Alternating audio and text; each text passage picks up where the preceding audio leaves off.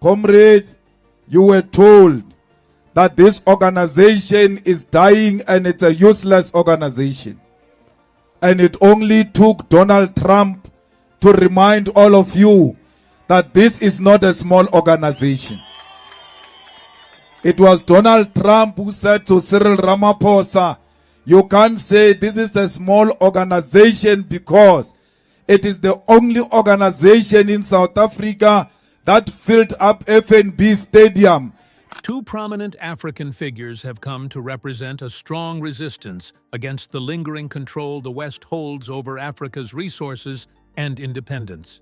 Captain Ibrahim Traoré, the interim leader of Burkina Faso, and Julius Malema, the outspoken head of South Africa's Economic Freedom Fighters, EFF, have become key voices in the fight for African self-determination. Their bold stances against global powers and their willingness to expose hypocrisy in international relations have made them symbols of Pan-African pride and targets for Western hostility. Both men have faced increasing pressure due to their refusal to back down. Julius Malema has reportedly taken extra security precautions after alarming remarks from U.S. President Donald Trump, who allegedly called for his arrest during a tense meeting with South African President Cyril Ramaphosa. Meanwhile, the U.S. has accused Traoré of misusing his country's natural wealth for personal gain, a claim many see as a tactic to discredit him.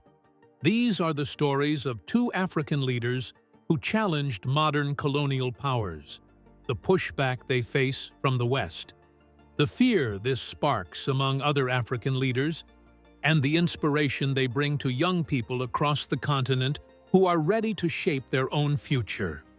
During the recent meeting between Trump and Ramaphosa at the White House, what was meant to be diplomacy turned into a setup. Trump presented a video montage featuring Malema's intense political speeches, including one where he chants a historic anti-apartheid song, "Kill the Boer, Kill the Farmer." Trump claimed Malema's calls for justice and land reform endangered white South Africans, demanding to know why he hadn't been arrested, an accusation loaded with colonial overtones. Malema, known for his fearless words, later responded that facing death threats is something revolutionary leaders have always dealt with, and he wears that threat as a badge of honor.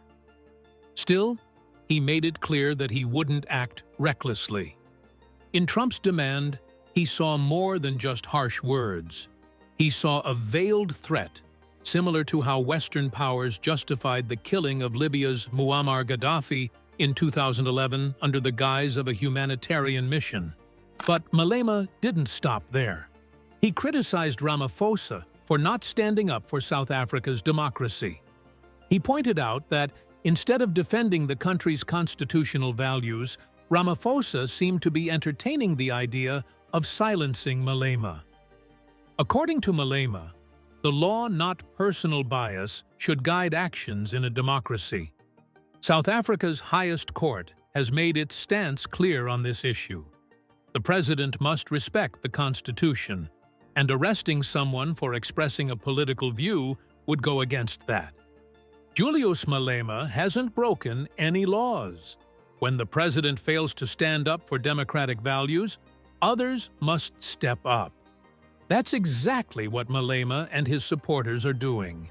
With real concerns about his safety, especially given the history of African leaders being targeted for standing up to global powers, Malema has wisely increased his security. His refusal to back down sends a strong message to the rest of Africa. Intimidation won't end the fight for fair land ownership and true economic freedom. Malema's fiery words may often stir debate, but they come from a deep-rooted desire to undo the damage left behind by apartheid, a system that gave white South Africans control over most of the land and wealth. In South Africa, chants like "Kill the Boer" have been ruled by the courts as part of the country's freedom of expression, especially when seen in the context of the anti-apartheid struggle. Still, Western leaders, especially figures like Donald Trump, twist twist these moments to paint Malema as a dangerous threat. These distortions create a false picture meant to justify foreign involvement or attempts to silence him. Across the continent in Burkina Faso, Captain Ibrahim Traoré faces similar attacks. Traoré became Africa's youngest head of state after taking power in a 2022 coup. He's been focused on reclaiming national control, echoing the ideas of revolutionary icon Thomas Sankara. He's rejected Western military support and instead built partnerships with nations like Russia and Turkey. His bold efforts to put national interests first, like trying to reclaim control of natural resources and involving citizens in the fight against extremist groups, have alarmed powerful nations used to dealing with more compliant African governments. The United States, through military leaders like General Michael Langley, has accused Traoré of stealing gold from the country for his own gain. This accusation mirrors the same tactics used against Malema, painting bold African leaders as corrupt in order to discredit them. But Traoré hit back hard. In a national address, he called the claims nothing more than lies designed to weaken the country. He reminded his people of their colonial history and declared that they had a choice: stand up and fight, or stay trapped in modern-day slavery. Traoré's words struck a nerve because they point out the double standards of the West. While accusing him of wrongdoing, Western countries continue to benefit from Africa's vast wealth from minerals like gold, cobalt, and lithium. His decision to cut ties with France and remove French troops has shifted the region's balance of power and helped form a new alliance between Burkina Faso, Mali, and Niger. Young people across Africa see Traoré as a bold leader who tells the truth about Western interference. Like Sankara before him, his speeches call for an Africa that stands on its own, free from outside control. But he also emphasizes that real victory won't come through violence alone. It must come through unity and working together. His message has inspired many. Just like Malema, he refuses to cave under pressure or threats. Together, they stand as strong voices pushing back against a system that has taken advantage of Africa for centuries. More than just politicians, Ibrahim Traoré and Julius Malema represent a renewed spirit of Pan-Africanism, a movement focused on reclaiming Africa's future. Malema's EFF promotes radical changes that challenge the interests of foreign corporations and their allies: land reform, control over national industries, and a break from Western-dominated economics. His speeches, including those criticizing Trump's comments on land reform, are sharp and powerful, capturing the passion of a people tired of being controlled. In February 2025, Julius Malema made it clear: "We're going to change the law and take land without paying for it." He insisted that no outside force, including those who misinterpret South Africa's Expropriation Act, could stop the country from moving forward with land reform through changes to the Constitution. Malema's firm stance on national independence has made him a problem for Western countries, especially as the U.S. hints at cutting aid in response. Over in Burkina Faso, Captain Ibrahim Traoré is also shaking up the global order. His leadership challenges the long-standing influence Western countries have had in Africa. By pointing out that billions in foreign aid and military help haven't stopped violence or poverty in the Sahel region, he is promoting African-led answers to African problems. His push to work with non-Western nations and support for the Sahel Alliance shows a shift in African politics that unsettles powers like the US and France, countries that rely heavily on Africa's natural wealth to stay competitive globally.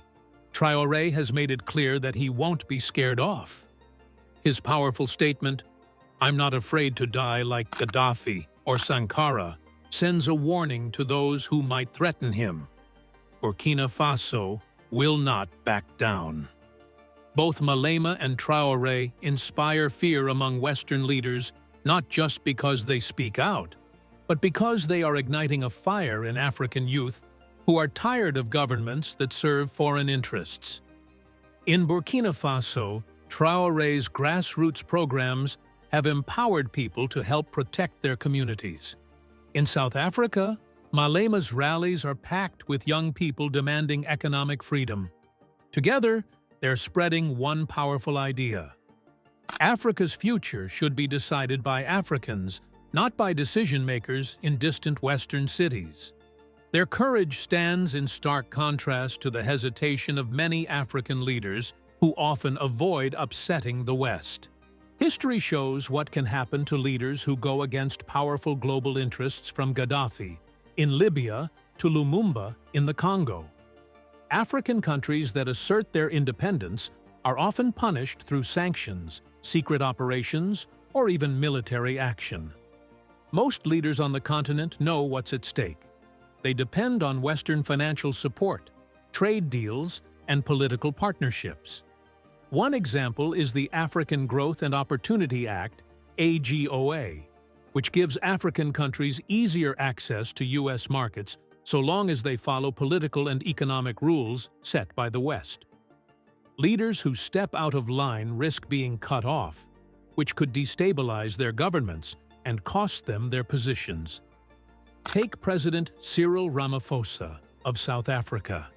He was criticized for being cautious during his meeting with Donald Trump. Even though the South African Constitution protects freedom of speech, including Malema's, Ramaphosa chose to stay quiet and focus on securing trade agreements instead of defending democratic rights. This kind of silence is common among African leaders who prioritize global approval and internal stability over confronting Western double standards. Likewise, leaders in countries rich in resources like Nigeria or the Democratic Republic of the Congo often tread carefully to avoid upsetting the Western companies that dominate their mining and oil industries. Fear of losing power, along with the lure of personal gain and global recognition, keeps many African politicians quiet. While these leaders play it safe, young Africans are turning to Malema and Traoré, who reflect their hope for a new kind of leadership, one that fights for real freedom and a future controlled by Africans themselves. Young people across Africa are praising leaders like Julius Malema and Ibrahim Traoré on platforms like X, formerly Twitter, calling them symbols of a new African awakening. Many online posts describe them as bold voices, standing up to powerful nations without hesitation, shaking the foundations of a global system that has long been unfair to Africa. One user said, "The West is feeling the pressure. The age of the US, UK, and EU robbing Africa is coming to an end." Another wrote, "Malema and Traoré are bringing Africa together to fight back against foreign control and reclaim independence." This growing support from African youth shows a shift in awareness. More young people are beginning to understand the long-term damage caused by outside influence, and they see these two leaders as brave enough to stand up to it. Now we lead, some say. In South Africa, Malema's rallies often draw thousands, especially young people who've grown up experiencing inequality and poor living conditions. His calls for fair land distribution and economic justice connect with their everyday reality. His fearless way of speaking, especially when he says freedom without land means nothing, has made him a powerful figure among the youth. In Burkina Faso, Traoré's leadership is energizing young citizens too. He has encouraged ordinary people to help rebuild the economy and protect their country. His youthful energy and clear vision, rooted in the legacy of Thomas Sankara, have made him a symbol of hope, not just at home, but across West Africa. However, this hope is matched by a harsh truth. The West often reacts aggressively to African leaders who challenge its interests. History has shown that powerful countries will go to great lengths to remove African leaders they see as a threat, using methods like economic pressure, smear campaigns, and, in extreme cases, Assassination. Malema's increased security came after Donald Trump reportedly called for his arrest, a move many believe was a hidden threat. Now, with talk of assassination plots and military interference, Traoré faces the same danger. Western media often plays a part in this strategy. They paint Traoré as a brutal dictator and Malema as an extremist, trying to justify outside intervention by making them seem dangerous. Trump's claims about white genocide in South Africa, based on Malema's speeches, ignore the reality that most victims of violence in South Africa are still black. In the same way, accusations that Traoré is stealing gold are unproven and distract from his efforts to make sure Burkina Faso's resources benefit its own people. Another weapon the West uses is economic pressure. Threats to cut aid or impose sanctions are meant to force African governments to fall in line, as seen when Trump reacted to South Africa's land reform policies. Burkina Faso's decision to partner with Russia and remove French troops has triggered even more backlash, ranging from fake news campaigns to support for opposition groups. These tactics are designed to scare other African leaders into submission, but Malema and Traoré remain firm, backed by growing public support. Their stories go beyond just two individuals, they reflect the hopes and struggles of an entire continent. Their courage is a modern example of Pan-Africanism, a belief in a united independent Africa free from outside control. Malema's bold stand in South Africa and Traoré's sweeping reforms in Burkina Faso are part of a bigger movement to take back ownership of Africa's wealth, future, and pride. Together, they shine a light on the double standards of Western powers, how they benefit from Africa's resources while turning a blind eye to their own actions. In standing up against that, Malema and Traoré represent a new chapter in Africa's fight for true freedom. They are inspiring millions to imagine a different Africa, an Africa where power rests with its people, not with foreign capitals. Malema and Traoré speak for a generation that refuses to accept the way things have always been. But their path is risky. The West's long history of crushing African resistance shows just how dangerous this fight can be. Traoré's vigilance against possible assassination attempts and Malema's decision to strengthen his security reflect the harsh reality of standing up to global powers. Still, their courage sends a loud message. Africa will no longer be silent. Malema made it clear, "We will not change our position on land expropriation just to make others happy." Traoré echoed this spirit, saying, "We either fight for our country or remain slaves forever." These words aren't just powerful, they're a call to action. Young Africans must do more than just praise these leaders. They must also support them through real efforts and organized change. Social media platforms like X are full of posts celebrating Malema and Traoré. That's a good start, but if their example is to mean something, it must push other African leaders to stop being afraid to remember that true leadership means standing with the people, not pleasing outsiders. Even if the West succeeds in removing these two voices, the ideas they've sparked are already spreading, and they won't be easy to stop. Africa's youth are ready to lead the movement for real freedom and self-respect, with leaders like Malema and Traoré guiding the way. Let's be clear, the reason the West fears this uprising is because it threatens a system of global exploitation that has existed for hundreds of years. For generations, Africa's wealth, its gold, diamonds, cobalt, lithium, oil, and more, has powered Western industries and economies. The US, France, and their allies have used political influence, economic pressure, and military force to keep African countries in a submissive role, selling off their resources for far less than their worth. But Malema and Traoré are challenging this system head-on. They are demanding that African countries control their own economies, their land, and their future. Because of this, they are targeted, called radicals, painted as dangerous, and treated like threats. But what really scares the West is not just their words, it's the possibility that all of Africa could follow their lead. If African countries start nationalizing their resources and demanding fair deals, it would shake the entire global economy. Malema's push for land reform and Traoré's efforts to keep Burkina Faso's wealth for its people are signs of a larger awakening.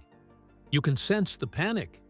If Africa unites behind this vision, the age of free resources and cheap labor for Western countries will be over. A united continent, driven by Pan-African ideals, would control its own industries, negotiate fair trade, and choose its own path. No more one-sided deals. No more puppet governments. No more fake aid programs that just disguise exploitation. Imagine a Congo that sets its own prices for the minerals the world depends on. Picture a South Africa where land is returned to its rightful owners and farmers feed the continent. Think of a Nigeria that runs its own oil industry and reinvests in its people. That kind of Africa would rewrite global rules. Western powers would have to play fair, pay fair, and treat African nations with real respect. And they know it. That's why leaders like Malema and Traoré are smeared, misquoted, and targeted. Because they represent a threat not just to profits, but to the very system that keeps the West on top. This revolution, if it spreads, could finally break the chains of control that have held Africa back for centuries. But this change won't come unless more African leaders step forward.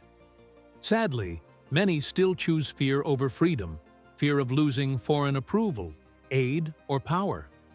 Even so, something is shifting. Traoré's bold reforms and Malema's passionate speeches are waking up a new generation. They are starting to realize that Africa doesn't need permission to stand tall. With unity and leadership that puts people first, Africa can defend its resources, demand equality, and reshape global politics. The West fears this movement because it knows what it means. No more free access to Africa's wealth. No more dominance. No more silence. What's rising instead is an Africa that is proud, confident, and unshakably independent. African countries are asserting the worth of their own soil and taking control of their own futures as a new age dawns. However, what are your thoughts? Can Africa's ascent be stopped now? Or is this only the start?